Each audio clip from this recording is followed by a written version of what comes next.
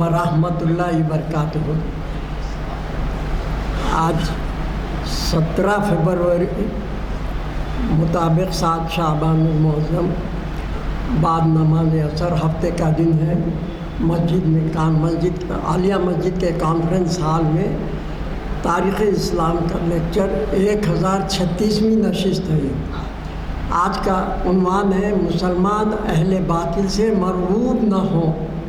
ماشاءاللہ بہت اچھا عنوان ہے۔ اور آج کے مقرر ہیں حافظ مفتی محمد عرفان قاسمی صاحب، نوجوان ہیں الحمدللہ، معلومات بہت اچھی ہیں۔ اس سے پہلے ہم ان کو 2 بار سن چکے ہیں۔ ہم کو یہ سعادت نصیب ہو رہی ہے کہ ہم آج پھر ان کو سنیں گے۔ اللہ تعالیٰ ان کی کوششوں کو کامیاب کرے، ہم کو مستفید فرمائے۔ بہت محنت کر کے بناتے ہیں یہ لوگ لیکچر۔ ہم بہت ہی جو ہے خوش قسمت ہیں، ایسے لوگوں سے ہمارا سابقہ ہے۔ ہم کو ان کا ملنے کا ثواب، ان کو سننے کا موقع ملتا ہے۔ میں زیادہ ٹائم لینا نہیں چاہتا۔ ہمارے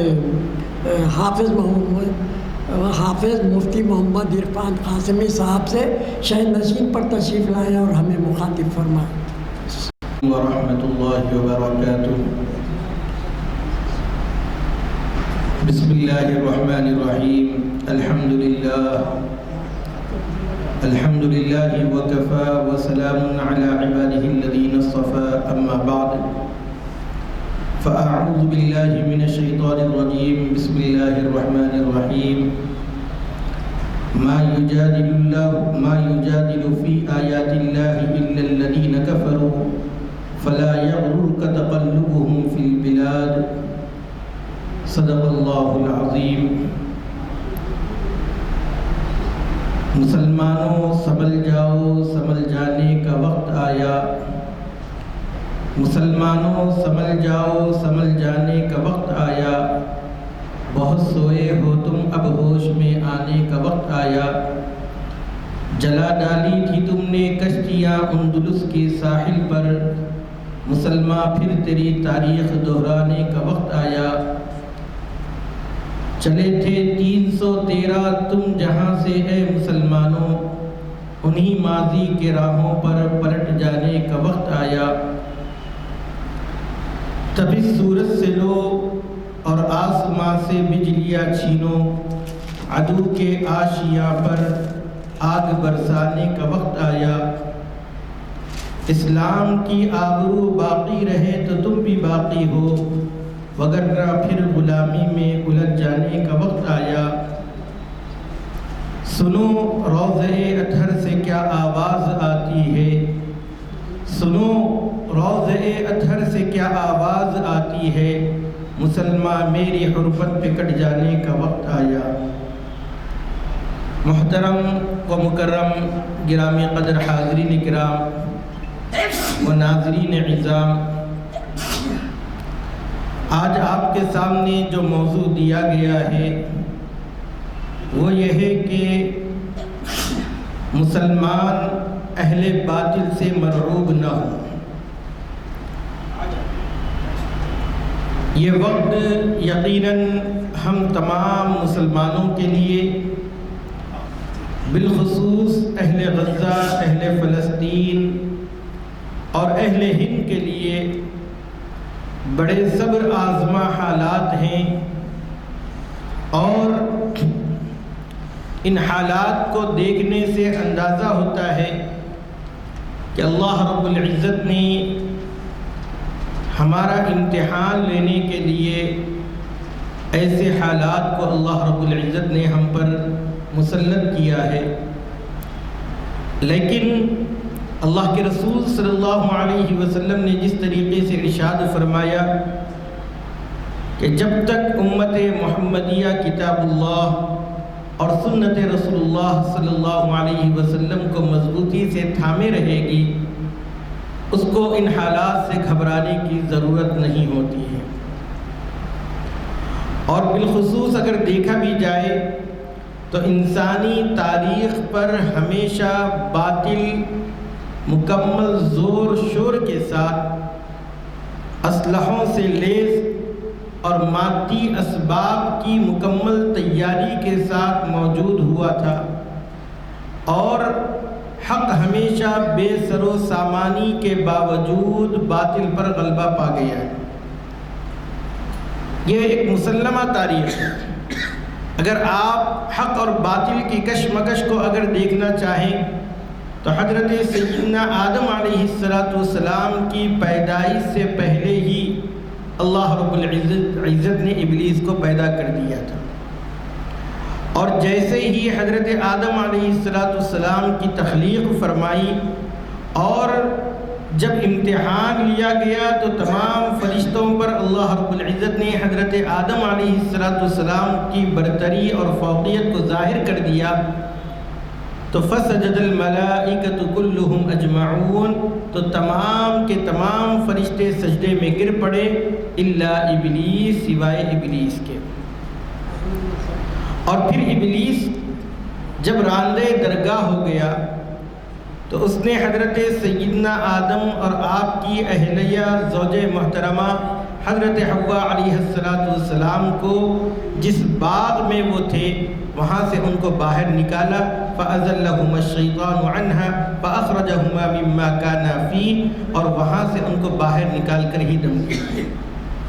پھر اس کے بعد آگے بڑھے تو حابیل اور قابیل کا واقعہ رونما ہوا ہے، جس میں حابیل حق پر تھے اور قابیل ناحق تھا، لیکن وہاں پر بھی آپ اگر حق کو دیکھا جائے تو حق نے باطل کے سامنے سلنڈر نہیں ہوئے ہیں، بلکہ باطل کے سامنے جو حق بات تھی اس کو پیش کر دیا گیا اور کہا گیا کہ اگر تم مجھ کو قتل بھی کرو گے تو میں تمہیں قتل نہیں کروں گا۔ کیوں؟ اس لیے کہ ناحق قتل کر دینا، ناحق خون بہا دینا، یہ اسلام کے اندر، شریعت کے اندر روا نہیں ہے۔ چنانچہ حضرت حابیل خود مقتول ہونا پسند کر لیے، لیکن قابیل کو کیفر کردار تک نہیں پہنچایا۔ پھر ہوا کیا نتیجے میں حابیل کامیاب ہو گئے ہیں اور قابیل ہمیشہ ہمیشہ کے لیے مردود ہو گئے ہیں، راندے درگاہ ہو گئے۔ پھر اس کے بعد اگر آپ دیکھیں گے حضرت سیدنا نوح علیہ السلام ایک جلیل القدر پیغمبر ہیں، بلکہ آپ کو آدم ثانی بھی کہا جاتا ہے۔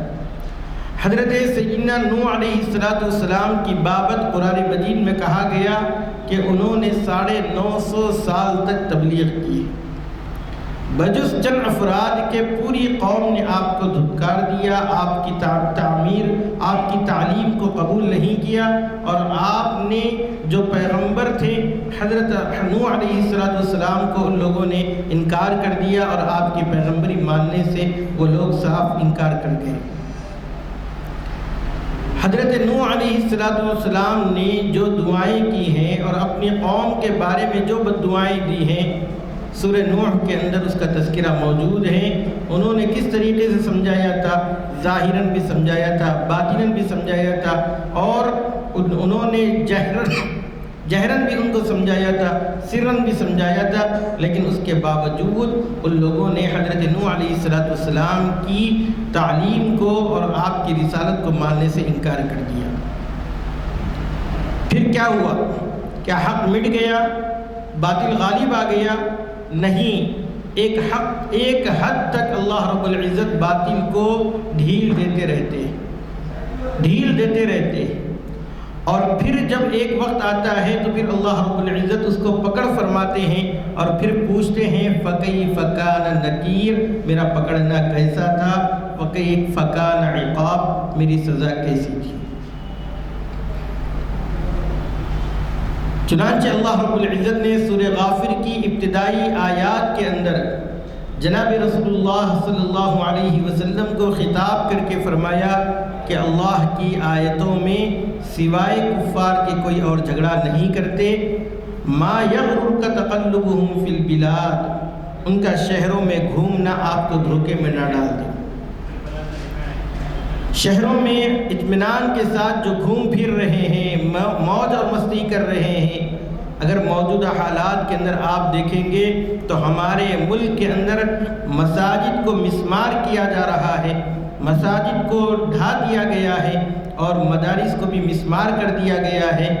اور پھر صرف اتنا ہی نہیں، صرف ایک فریق کے کہنے پر باضابطہ مسجد کے اندر جہاں پر توحید کے ترانے گنگنائے جاتے ہیں وہاں پر پوجا کی اجازت دی گئی ہے اور وہ پوجا بھی شروع کر دی گئی ہے۔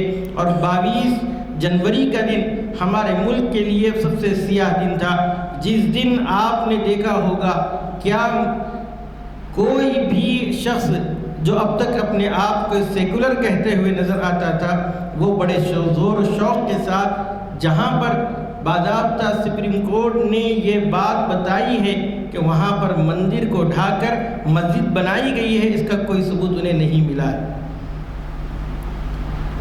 باضابطہ جو عدالتی فیصلہ آیا ہے اس کے اندر یہ بات باضابطہ لکھا ہوا ہے، اور اتفاق کی بات یہ ہے کہ جب پارلیمنٹ کے اسپیکر صاحب نے مندر کے توڑ کر مسجد کی تعمیر کی بات کہی گئی تو ہمارے شہر حیدرآباد کے بے باک ایم پی نے اس پر رد کیا اور کہا کہ آپ ایک مرتبہ باضابطہ سپریم کورٹ کا ججمنٹ ہے اس کو پڑھ لیجئے، اور اس کے بعد انہوں نے پھر اس کی وضاحت کی تو سوائے وہاں پر خاموشی کے اور کچھ نہیں ہو سکا۔ جو حق ہوتا ہے وہ حق بات کو سلیقے سے کہنا اور حق بات کو حق انداز میں پہنچانا، یہ سلیقہ بھی ہمیں ہونا چاہیے۔ اور پھر اہل باطل سے مرعوب ہونے کی ضرورت نہیں ہے۔ اللہ رب العزت نے فرمایا جاء الحق وزهق الباطل ان الباطل كان زهوقا۔ اسی ضمن میں ایک واقعہ کتابوں کے اندر درج ہے کہ ایک مرتبہ مچھر نے حضرت سلیمان علیہ السلام کے دربار میں ایک مقدمہ دائر کیا۔ مقدمہ یہ دائر کیا کہ میں اگر خون بھی پیتا ہوں تو جانوروں کا پیتا ہوں، جس کو جسم ہوتا ہے، گوشت پوش ہوتا ہے، میں نے ہوا کا کچھ بھی نہیں بگاڑا ہے، لیکن کیا بات ہے کہ ہوا مجھے کہیں پر بھی ٹکنے نہیں دیتی ہے۔ آپ بادشاہ بھی ہیں اور اللہ رب العزت نے آپ کو مختلف زبانیں سکھائی ہیں، اگر آپ کے زمانے میں انصاف نہیں ملے گا تو پھر کیسے انصاف ملے گا؟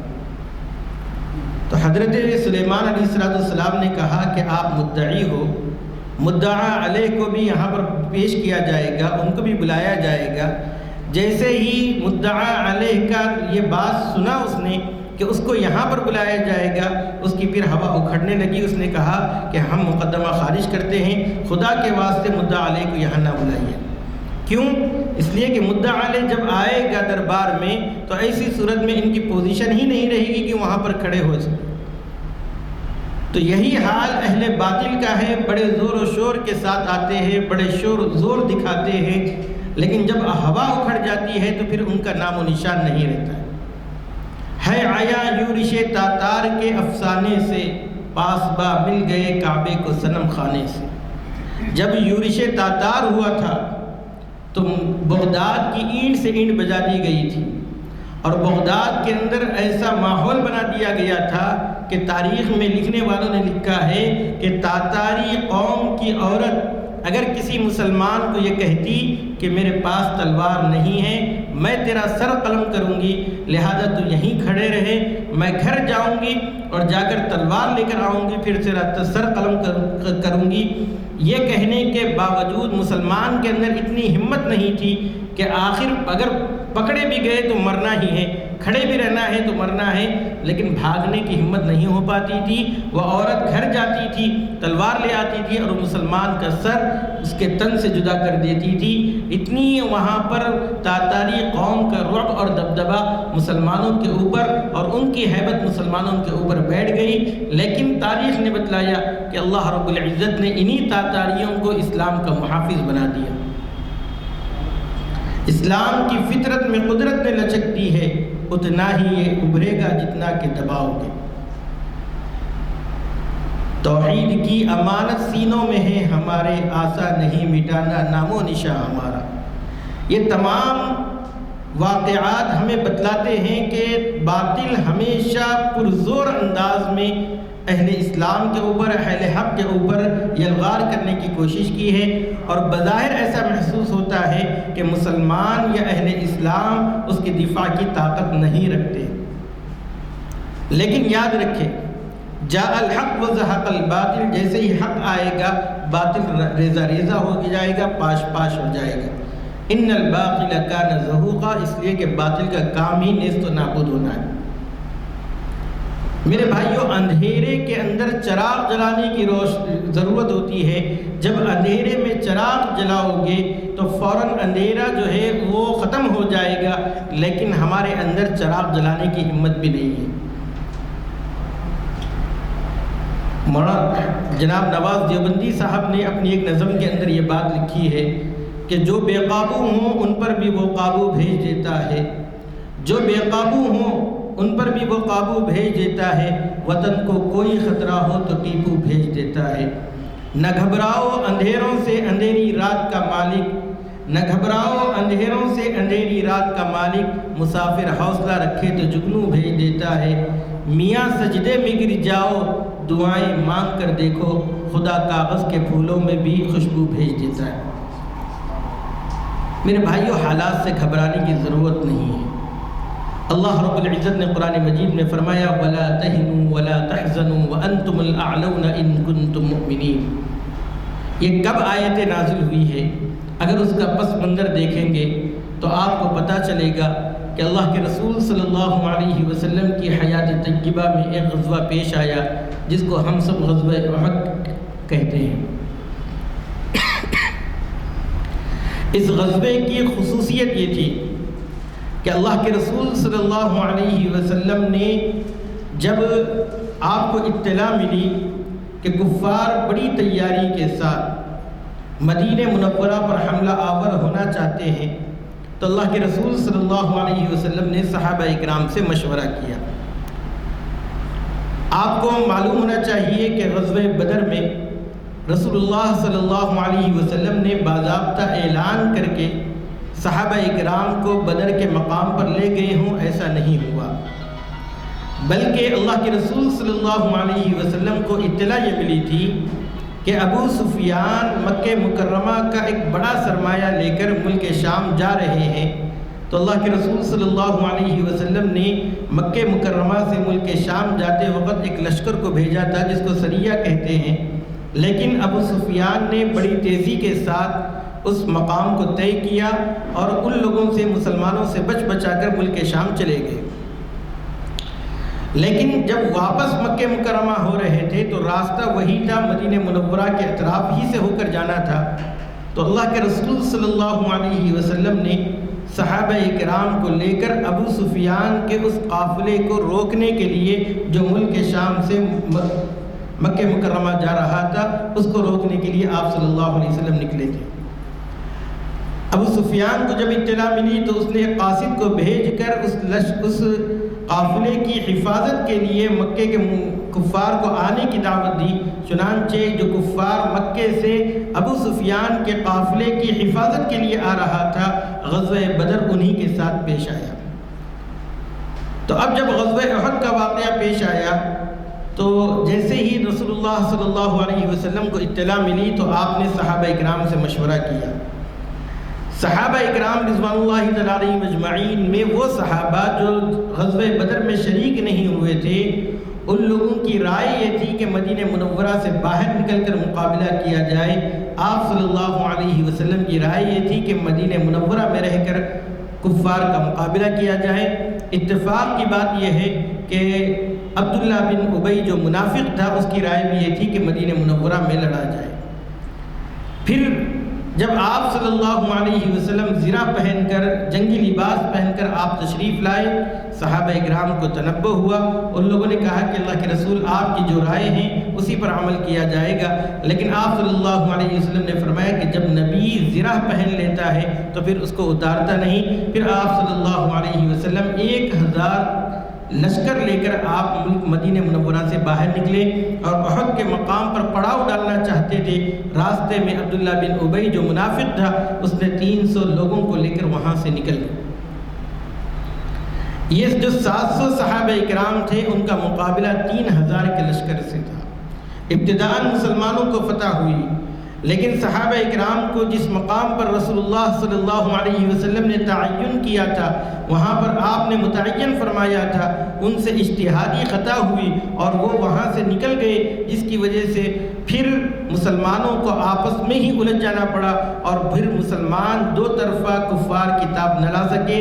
70 صحابہ اکرام اس غزوے میں شہید ہوئے، لیکن یاد رکھیں اللہ کے رسول صلی اللہ علیہ وسلم کے ان 70 جانثار صحابہ اکرام نے جام شہادت نوش فرمانے کے باوجود صحابہ اکرام کی ہمتوں کے اندر کوئی کمی واقع نہیں ہوئی، بلکہ اللہ کے رسول صلی اللہ علیہ وسلم نے ان صحابہ اکرام کو زخمی حالت میں پھر یہ فرمایا کہ جو کفار کا لشکر یہاں سے چلا گیا ہے وہ کبھی بھی پلٹ کر واپس آ سکتا ہے، لہذا ہم ان کا منہ توڑ جواب دینے کے لیے ان کے پیچھے جائیں اور ان کا پیچھا کریں۔ چنانچہ اللہ کے رسول صلی اللہ علیہ وسلم کی اس دعوت پر صحابہ اکرام زخموں سے چور ہیں، لیکن رسول اللہ صلی اللہ علیہ وسلم کی ہدایت پر ان لوگوں نے اپنے حوصلوں کو پست نہیں کیا، بلکہ وہ لوگ مدینہ منورہ سے اور احد کے مقام سے نکل کر غزوۃ حمراء الاسد تک جو علاقہ ہے وہاں تک اللہ کے رسول صلی اللہ علیہ وسلم کے ساتھ چلے۔ زخمی ہونے کے باوجود صحابہ اکرام کے حوصلے پست نہیں ہوئے، اور ہم لوگ ہیں کہ سوشل میڈیا کی خبروں کو دیکھ کر پست ہوئے جا رہے ہیں۔ سوشل میڈیا کے اندر ایسی باتیں پھیلائی جا رہی ہیں جس کا دور دور تک کوئی صحیح اور درست واقعات بھی نہ ہوں، لیکن مسلمانوں کی ہمتیں پست کرنے کے لیے دن رات ٹی وی چینل پر اینکر بیٹھ کر مسلمانوں کے حوصلے پست کر رہے ہیں، اور ہم لوگ خواہ کے ان اینکروں کو سن کر اور ان نیوز چینلوں کو سن کر ہم لوگ اپنے اندر کم ہمتی پیدا کر رہے ہیں۔ میرے بھائیوں، اسلام نے ہمیں کم ہمت نہیں بنایا ہے، اللہ رب العزت نے ہمیں حکم دیا ہے کہ ہم جہاں تک ہو سکے قوت کو مجتمع رکھیں، اور جب بظاہر ایسا محسوس ہوتا ہے کہ کفار پورے مجتمع ہیں تو اللہ رب العزت نے یہ بھی بات حقیقتاً بیان فرما دی ہے کہ تمہیں ایسا گمان ہوگا کہ وہ لوگ اکٹھے ہیں، حالانکہ وہ قلوبہم شتیٰ، ان کے دل متفرق ہوتے ہیں۔ اس لیے میرے بھائیوں، حالات سے گھبرانے کی ضرورت نہیں ہے، حالات آتے ہی ہیں ہمیں اونچا اٹھانے کے لیے۔ وَلَنَبْلُوَنَّكُمْ بِشَيْءٍ مِّنَ الْخَوْفِ وَالْجُوعِ وَنَقْصٍ مِّنَ الْأَمْوَالِ وَالْأَنفُسِ وَالثَّمَرَاتِ وَبَشِّرِ الصَّابِرِينَ الَّذِينَ إِذَا أَصَابَتْهُمْ مُصِيبَةٌ قَالُوا إِنَّا لِلَّهِ وَإِنَّا إِلَيْهِ رَاجِعُونَ۔ آپ کو معلوم ہونا چاہیے کہ صحابہ اکرام رضوان اللہ تعالیٰ علیہم اجمعین کو جب دوران جنگ کوئی ایسا وار لگ جاتا تھا جس کی وجہ سے اب انہیں یہ احساس ہوتا تھا کہ اب میری زندگی ختم ہونے والی ہے، تو اس وقت وہ لوگ ایک نعرہ لگاتے تھے، فزت ورب الکعبہ، رب کعبہ کی قسم میں کامیاب ہو گیا۔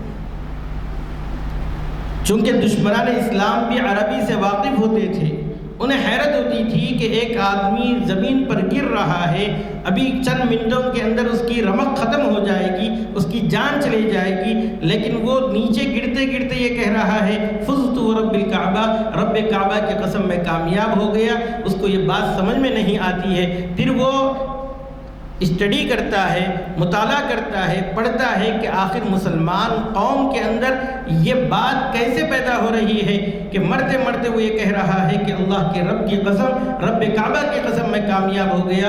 تو انہیں پتہ چلتا ہے کہ شہادت یہ اصل میں مومن کی مقصود ہے، مومن کی مراد ہے، اور جس کو شہادت نصیب ہو جاتی ہے، اللہ رب العزت نے قرآن مجید میں فرمایا ہے کہ جو اللہ کے راستے میں مارے گئے ہیں انہیں مردہ مت کہو، بل احیاء، بلکہ وہ زندہ ہے، عند ربہم یرزقون، ان کو ان کے پروردگار کے نزدیک رزق دیا جاتا ہے۔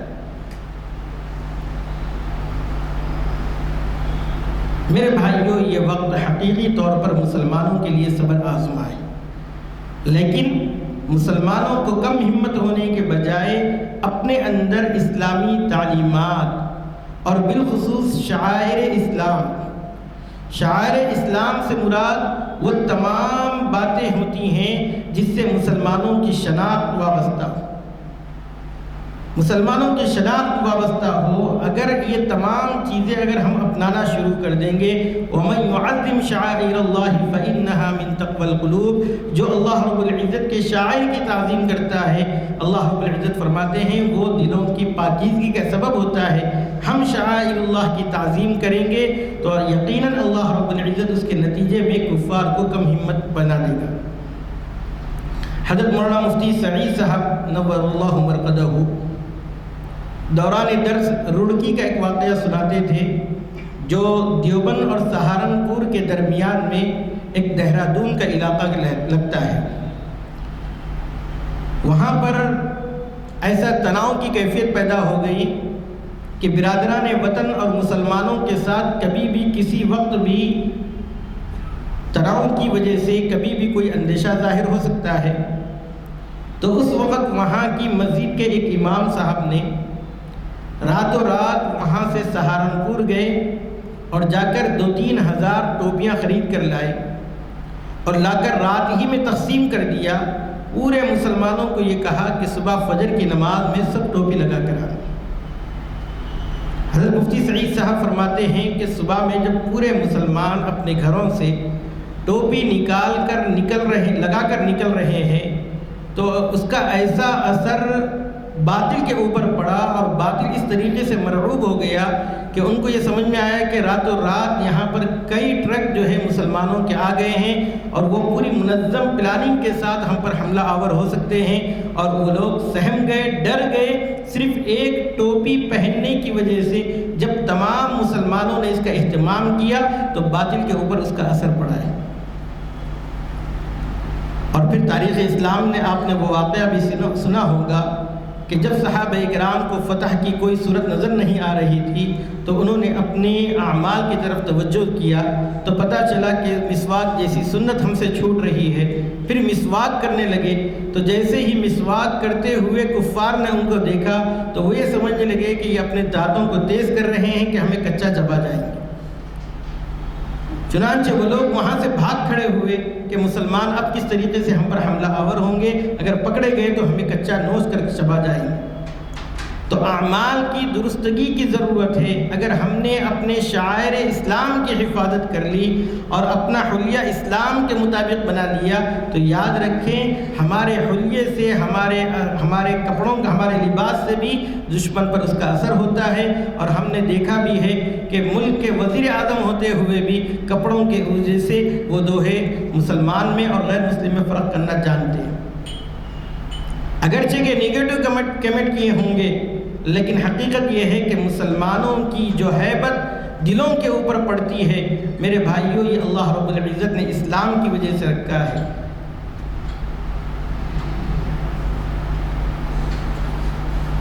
نہ گھبراؤ مسلمانوں، خدا کی شان باقی ہے، ابھی اسلام زندہ ہے، ابھی قرآن باقی ہے۔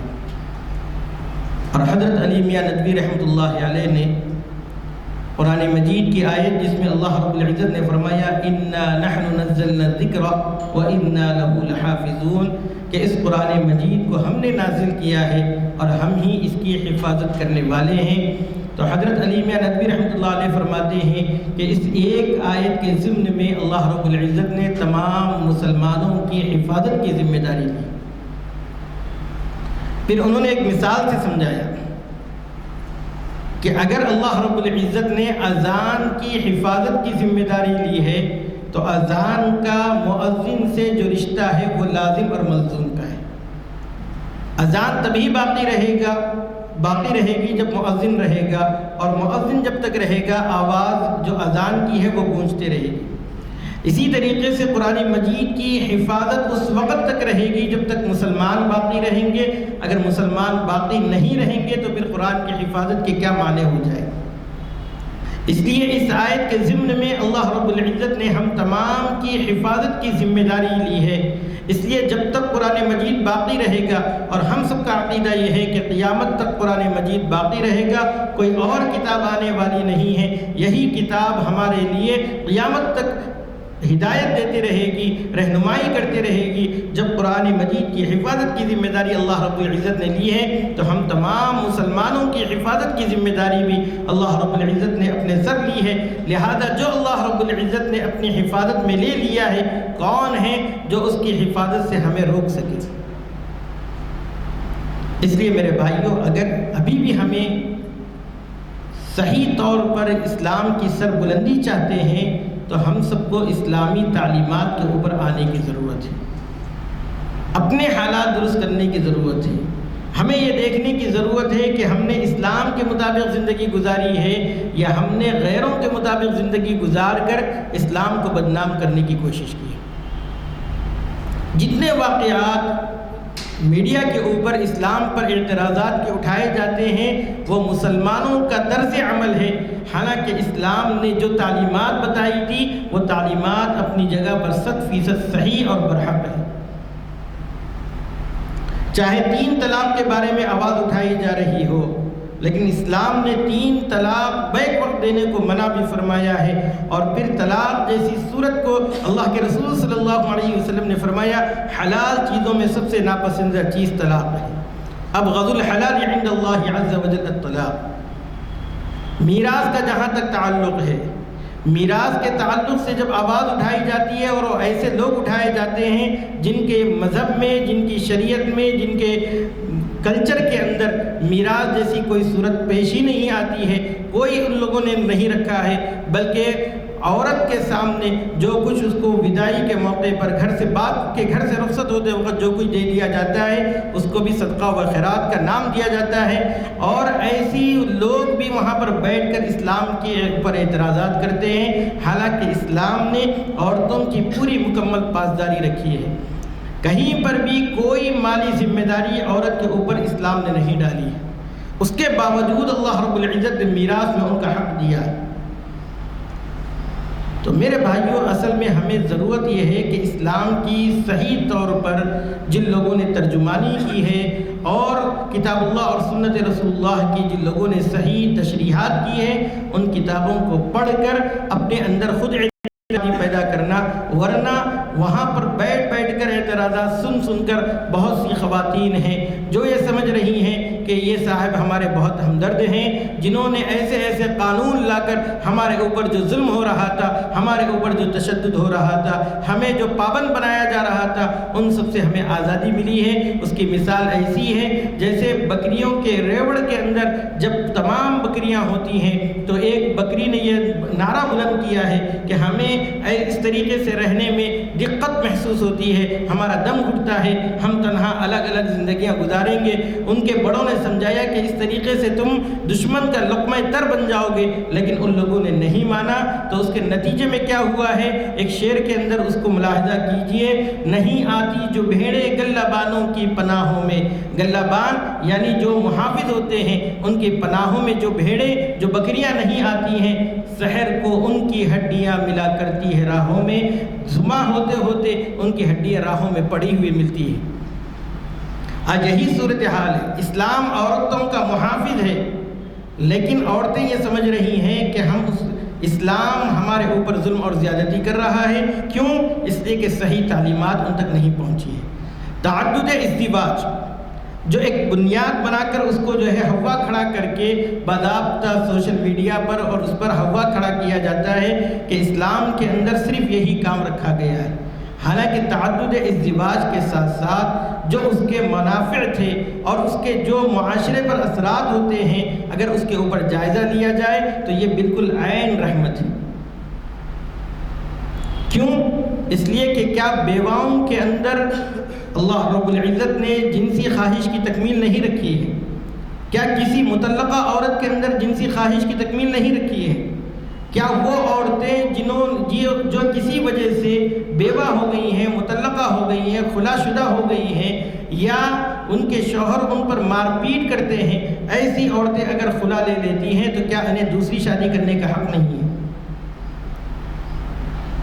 اس لیے ایک عالم صاحب نے جب ایک تنظیم نے باضابطہ سالانہ اجلاس کے موقع پر کارگزاری سناتے ہوئے کہا کہ اس ٹرسٹ کے ذریعے سے ہر مہینہ 300 بیواؤں کو وظیفہ جایا کرتا ہے اور ہم اتنا راشن ان کے گھروں میں پہنچاتے ہیں۔ جب بڑے بزرگ عالم دین نے وہ سنا تو کہا کہ الحمدللہ آپ یہ کام کر رہے ہیں، ایک پیٹ کی خوراک تو آپ ان کی پوری کر رہے ہیں، لیکن دوسری خوراک آپ ان کی کیسے پوری کر سکو گے؟ اللہ کے رسول صلی اللہ علیہ وسلم کا اسوہ یہ تھا کہ آپ شوہر عطا فرماتے، بیواؤں کو شوہر مل جاتا تو دو چیزیں بھی ان کی پوری ہو جاتی، ایک جنسی خواہش کی تکمیل بھی ہوتی اور دوسرا ان کے گھر کا راشن بھی پورا ہو جاتا۔ اللہ کے رسول صلی اللہ علیہ وسلم نے غزوہ احد سے پہلے اگر آپ کے گھر میں ازواج مطہرات کی تعداد دیکھیں گے تو ایک تو حضرت خدیجہ کبریٰ رضی اللہ تعالی عنہا تھی جو مکہ مکرمہ میں انتقال فرما گئی، اس کے بعد آپ نے حضرت سودا سے نکاح کیا اور حضرت عائشہ رضی اللہ تعالی عنہا سے بھی آپ کا نکاح ہوا، رخصتی مدینہ منورہ میں جانے کے بعد ہوئی، لیکن جتنے نکاحیں آپ نے فرمائی ہیں وہ سب غزوہ احد کے بعد ہوئی ہیں۔ وجہ یہ تھی کہ 70 صحابہ اکرام شہید ہو گئے تھے۔ 70 صحابہ اکرام کے شہید ہونے کا مطلب یہ ہے کہ ان کے نکاح میں 2 یا 3 بیویاں اگر ہوں، اگر 2 بھی مان لیا جائے تو 140 عورتیں بیوہ ہو گئی تھیں، 2 بھی مان لیا جائے تو 140 عورتیں بیوہ ہو گئی تھی۔ ان کے نکاح کے لیے اللہ کے رسول صلی اللہ علیہ وسلم نے حضرت حفصہ رضی اللہ تعالی عنہ سے نکاح کیا جو عمر ابن خطاب رضی اللہ تعالی عنہ کی صاحبزادی ہیں، اور پھر یکے بعد دیگر آپ نے نکاح کیا۔ آپ کا اسوہ اور نمونہ دیکھ کر پھر دیگر صحابہ کرام نے ان بیواؤں سے نکاح کرنے کا لزوم کیا، جس کی وجہ سے آپ نے کبھی بھی تاریخ اسلام نے یہ نہیں دیکھا ہوگا کہ کسی خاتون کا انتقال ہو گیا پھر اس کو کوئی شوہر نہ ملا ہو، ایسا نہیں، بلکہ حضرت فاطمہ بنت قیس رضی اللہ تعالی عنہا کا واقعہ ترمذی شریف کے اندر موجود ہے۔ جب ان کے شوہر نے ان کو علیحدہ وقتوں میں 3 طلاق دے دی اور جب وہ عدت گزار رہی تھی تو اللہ کے رسول صلی اللہ علیہ وسلم نے ان سے فرمایا کہ عدت ختم ہونے کے بعد اگر تمہارے پاس کوئی پیغام نکاح بھیجے تو ایسی صورت میں تم جب تک مجھ سے مشورہ نہ لو ان کو ہاں نہ کر دینا، ان کے پیغام نکاح میں اس بات نہ کر دینا۔ چنانچہ جیسے ہی ان کی عدت ختم ہوئی 2 صحابہ اکرام ان کے پاس پیغام نکاح بھیجے، وہ اللہ کے رسول صلی اللہ علیہ وسلم کی خدمت میں آئی۔ اللہ کے رسول صلی اللہ علیہ وسلم نے ان دونوں کے اوپر تبصرہ کر کے ان کو رد کر دیا، اور پھر آپ نے حضرت فاطمہ بنت قیس رضی اللہ تعالی عنہا کا نکاح حضرت اسامہ بن زید سے کر دیا جو آپ کے متبنہ بیٹے حضرت زید بن حارثہ کے لڑکے تھے۔ ان دونوں کی خوب جمتی تھی اور مدینہ منورہ میں ان کی زوجیت کے اور ان کے جوڑے کے چرچے ہونے لگے تھے کہ ان کے اندر اللہ رب العزت نے خوب برکت عطا فرمائی تھی، مثالی جوڑا کہلانے لگا تھا۔ لیکن آج کیا تصور ہے ہمارے معاشرے کے اندر کہ ایک بیوہ مطلقہ یا بیوہ جب اس کی عدت ختم ہو جائے تو 2 پیغام نکاح اس کے پاس پہنچتے ہوں، کئی سال تک وہ شوہروں کی راہ تکتی ہے، کوئی شوہر اس کو میسر نہیں ہوتا ہے۔ تو میرے بھائیوں، صحیح اسلام کی اسٹڈی کرنا، صحیح اسلامی تعلیمات کو پڑھنا ہمارے لیے ضروری ہے۔ اہل باطل کے پروپیگنڈوں سے مرعوب ہونے کی ضرورت نہیں ہے۔ اسلام نے ہمیں صاف ستھری اور پاکیزہ بلکہ ہماری فطرت کے عین مطابق شریعت عطا فرمائی ہے، ہماری فطرت سے کہیں پر بھی کوئی بغاوت نہیں ہے۔ الغرض اگر ہم صحیح رہبری اور رہنمائی کے ساتھ اسلام کا مطالعہ کریں گے تو یقیناً ہمیں اہل باطل سے کبھی بھی مرعوب ہونے کی ضرورت پیش نہیں آئے گی۔ اللہ رب العزت سے دعا ہے کہ اللہ رب العزت ہم تمام کو صحیح اسلامی معنوں پر زندگی گزارنے کی توفیق عطا فرمائے اور اہل باطل سے مرعوب نہ ہونے کی اللہ رب العزت ہمیں توفیق عطا فرمائے۔ آمین وآخر دعوانا الحمدللہ۔ الحمدللہ ماشاءاللہ، مفتی صاحب کا بیان بہت ہی ہمارے لیے سبق آموز تھا، ہماری معلومات میں کافی اضافہ ہوا، انداز بیان بھی الحمدللہ بہت اچھا رہا، بہت ہی قیمتی باتیں معلوم ہوئی۔ ہماری دعا ہے اللہ تعالیٰ ان کی عمر خوب دراز کرے اور ان کے علم میں خوب اور برکت عطا فرمائے، اور ہم کو بار بار ان سے سننے کا موقع عطا فرمائے، اور ہم جو بھی سنے ہیں اللہ اس پر عمل کرنے کی توفیق و ہدایت دے اور دوسروں تک پہنچانے کی ہمیں ہدایت فرمائے۔ اللہ تعالیٰ سے دعا ہے، دعا فرمائے۔ بسم اللہ۔ الحمدللہ رب العالمین۔ اللہم صلی علی سیدنا محمد وعلی آل سیدنا محمد وبارک وسلم۔ ربنا آتنا فی الدنیا حسنۃ وفی الآخرۃ حسنۃ وقنا عذاب النار وادخلنا الجنۃ مع الابرار۔ یا عزیز یا غفار یا رب العالمین، رب اغفر وارحم وانت خیر الراحمین۔ اللہم ارحمہما کما ربیانی صغیرا۔ رب اغفر لی رب اغفر لی رب اغفر لی۔